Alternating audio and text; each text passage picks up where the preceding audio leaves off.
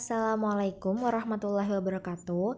Perkenalkan, nama saya Dwi Anggreni Putri dari kelompok 6 kelas PSIK 3A. Di sini saya mewakili teman-teman saya yaitu Aulga Maisin Rahmasari, Fuadatul Makfiroh, Jumita Sari, serta Linda Nurmaulinda Azahro untuk mempresentasikan hasil diskusi kami mengenai asuhan keperawatan keluarga dengan kasus penyakit menular. Di sini kami mengambil contoh penyakit tuberkulosis atau TBC.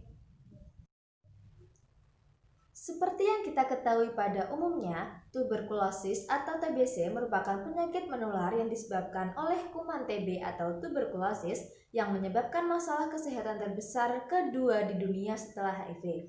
Tuberkulosis ini dapat menyerang tubuh manapun, namun yang tersering dan paling umum adalah infeksi tuberkulosis pada paru-paru. Berikut adalah gejala-gejala tuberkulosis atau TBC. Yang pertama demam atau panas tinggi, yang kedua batuk, yang ketiga nyeri dada, dan yang keempat kurang nafsu makan. Ada beberapa hal yang dapat kita lakukan untuk mencegah tertularnya kita dari tuberkulosis atau TBC. Yang pertama, menghindari tempat keramaian selama beberapa minggu pertama pengobatan hingga tidak lagi menular. Mungkin ini yang sudah pada tahap terkena gejala-gejala ya. Untuk kita yang masih sehat seperti ini, kita dapat menggunakan masker untuk mencegah partikel yang mengandung bakteri tuberkulosis menyebar melalui udara. Kemudian yang ketiga, tutupi mulut saat bersin, batuk, dan juga tertawa. Yang terakhir, tidak membuang dahak atau meludah sembarangan.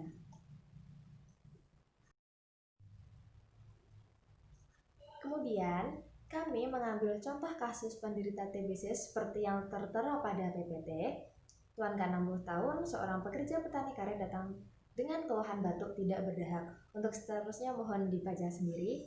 Nah, dari kasus ini kami membuat asuhan keperawatan keluarga yang dimulai dari tahap pengkajian. Tahap pengkajian asuhan keperawatan keluarga.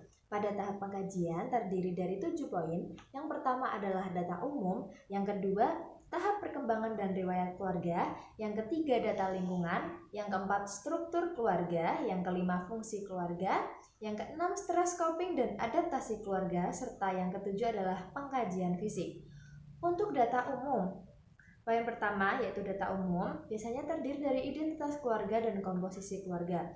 Untuk identitas keluarga biasanya disebutkan nama kepala keluarga, umur, tempat tanggal lahir, pendidikan, agama, pekerjaan, serta alamat. Kemudian untuk yang komposisi keluarga, biasanya disebutkan susunan anggota keluarga terdiri dari siapa saja. Bisa jadi ayah, ibu, serta anak-anaknya. Kemudian dilanjutkan dengan tipe keluarga, genogram, latar belakang budaya, agama, serta sosial dan ekonomi. Pada poin yang kedua, yaitu tahap perkembangan dan riwayat keluarga, diisi dengan 1.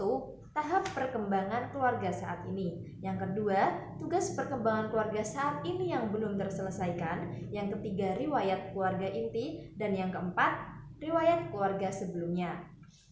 Lanjut ke poin ketiga yaitu data lingkungan.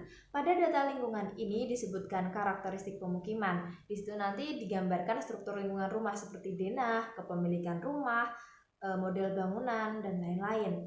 Dilanjutkan dengan keamanan juga, bagaimana lingkungan aman. Biasanya karena ada ronda, contoh ya, ada ronda malam itu membuat lingkungan rumah menjadi aman, terhindar dari maling atau perampokan misalnya. Kemudian dilanjutkan dengan karakteristik lingkungan sekitar, bagaimana tipe lingkungannya, demografi lingkungan, serta lembaga pelayanan. Dilanjutkan mobilitas, geografis keluarga, lama tinggalnya, riwayat mobilitas, serta transaksi keluarga dengan komunitas. Dilanjutkan dengan poin keempat yaitu struktur keluarga, terdiri dari pola komunikasi, bagaimana pola komunikasinya selama ini. Dilanjutkan dengan struktur kekuasaan, struktur nilai, serta struktur peran. Lanjut ke poin kelima yaitu fungsi keluarga, terdiri dari fungsi afektif, fungsi sosialisasi, fungsi perawatan kesehatan. Kemudian untuk yang selanjutnya yaitu poin ke-6, stress coping dan adaptasi keluarga. Itu terdiri stres, coping, adaptasi, serta pemecahan masalah atau problem solving. Dan yang terakhir yaitu poin ke-7, pengkajian fisik. Seperti yang kita tahu, menuliskan tanda-tanda vital dan juga pemeriksaan fisik seperti biasanya. Setelah tahap pengkajian dilanjutkan dengan analisa data. Dari kasus yang sudah kami sampaikan di atas tadi, analisa data yang kami peroleh adalah sebagai berikut. Data subjektif, pasien mengatakan sering kontak dengan orang lain. Pasien mengatakan tidak menutup mulut saat batuk di depan orang lain dan tidak menggunakan masker. Pasien mengatakan sering membuang dahak sembarangan. Pasien mengatakan merasa sesak napas ketika di dalam rumah. Kemudian data objektifnya, pasien sering batuk di depan orang lain dan tidak menutup mulut saat batuk. Pasien tidak memakai masker. Pasien tampak sesak napas ketika di dalam rumah. Etiologi, adanya infeksi kuman tuberkulosis, serta ketidakmampuan keluarga dalam memodifikasi lingkungan. Masalah, risiko tinggi penyebaran infeksi. Kemudian ada juga scoring, seperti yang tertera pada PPT, kriteria, bobot, skor, serta pembenaran, dan yang di akhir kita menotal berapa skor akhirnya. Setelah dilakukan tahap pengkajian, analisa data, sekarang kita menentukan diagnosa keperawatan.